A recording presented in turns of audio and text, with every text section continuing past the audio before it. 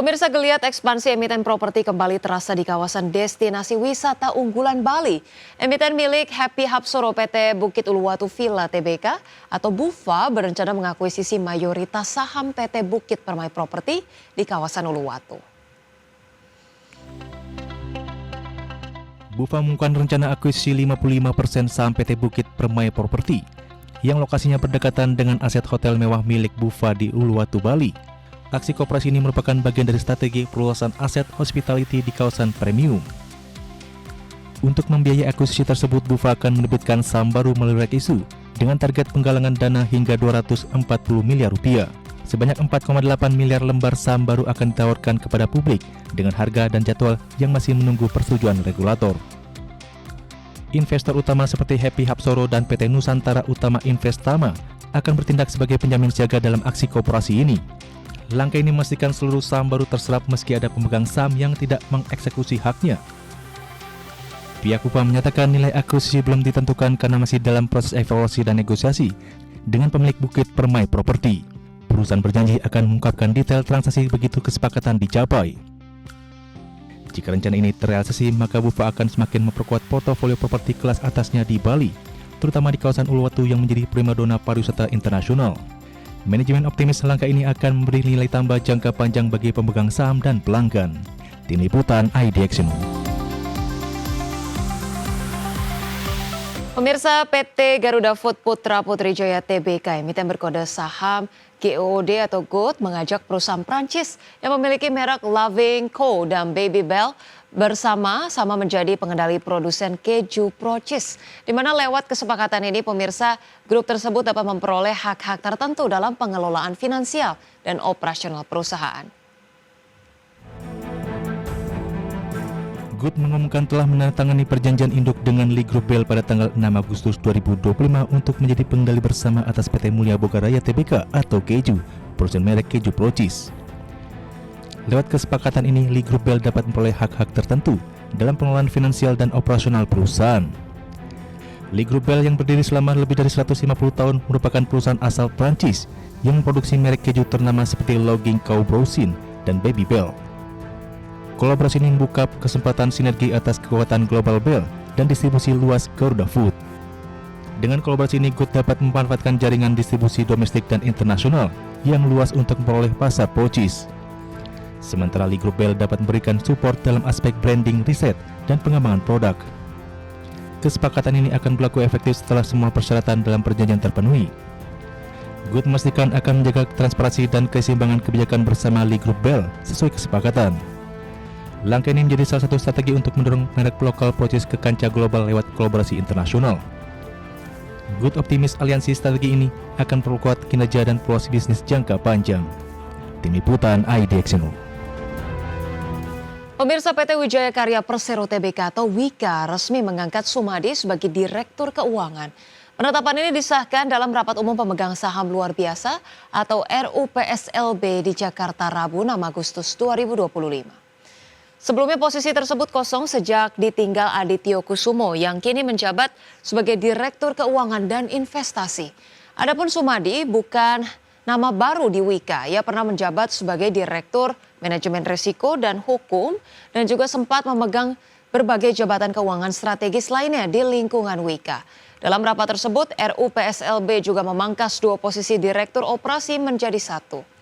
Perubahan ini dinilai sebagai strategi memperkuat manajemen perusahaan menghadapi berbagai tantangan bisnis. Selain itu, rapat juga menyetujui perubahan aturan dana pensiun perusahaan.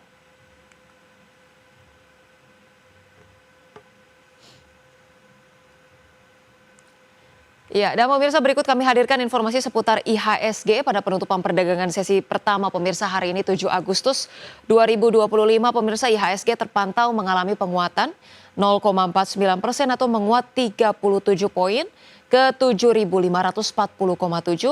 Sempat menyentuh level tertingginya di 7.580,5 dan level terendahnya di 7.531,2.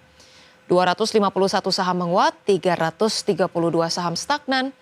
Maksud kami 332 saham menurun dan juga 218 saham stagnan. Dari top gainers pemirsa kami hadirkan berbagai informasinya juga berikut ini. Pemirsa, Aman Mineral menguat 15%, kemudian koin menguat 24%, Antam menguat 3%, dan film menguat 15%. Dari top losers pemirsa, CDIA tampaknya melemah 4,4%, kemudian BRMS melemah 2%, Cuan melemah 3,5%, dan saham WIFI melemah 2%. Dari pergerakan sektoral, pemirsa, penguatan dipimpin konsumsi non-primer dengan penguatan 1,8%, kemudian barang baku menguat 1,2%, sementara itu infrastruktur melemah 1,1%, dan properti melemah 0,4%. Pemirsa, pemerintah terus menjaga tren pertumbuhan ekonomi di angka 5% dengan memprioritaskan penguatan daya beli masyarakat. Menurut Menko Perekonomian Erlangga Hartarto, sejumlah langkah strategis telah disiapkan oleh pemerintah, mulai dari mendorong investasi dan ekspor lewat pengembangan kawasan industri hingga percepatan penyaluran kredit produktif.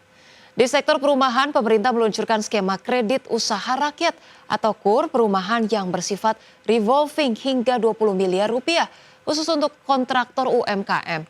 Insentif PPN DTP untuk pembelian rumah hingga 2 miliar rupiah juga akan tetap diberlakukan hingga akhir tahun.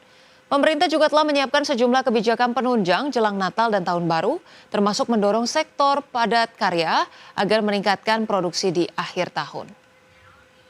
Untuk semester 2, pemerintah perlu mendorong konsumsi rumah tangga dan daya beli agar pertumbuhan bisa terjaga, dan beberapa program unggulan yang sedang didorong, antara lain tentunya mendorong investasi dan ekspor melalui kawasan, kemudian juga implementasi daripada kredit. Kalau untuk perumahan ada FLPP, kemudian juga baru diluncurkan KUR perumahan. KUR perumahan itu kreditnya bersifat revolving, dengan 5 miliar bisa di-revolve 4 kali, sehingga bisa disiapkan sampai dengan 20 miliar.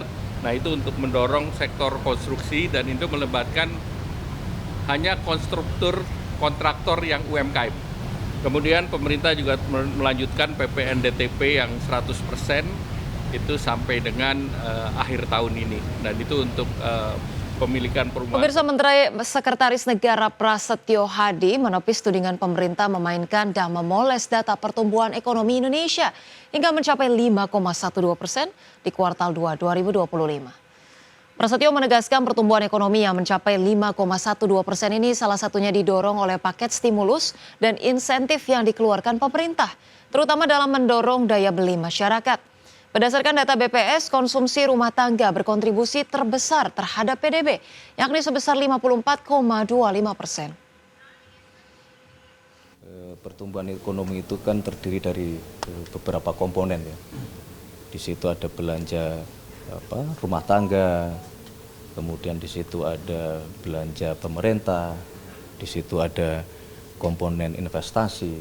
Nah, tentunya kalau hari ini BPS secara resmi menyampaikan mengenai pertumbuhan ekonomi kita, ya pastilah di situ berisi seluruh komponen tadi. Bahwa komponen-komponen itu adalah hasil dari program-program, atau kemudian kalau dari sisi pemerintah itu adalah hasil dari stimulus-stimulus yang itu disiapkan oleh pemerintah, ya memang demikian.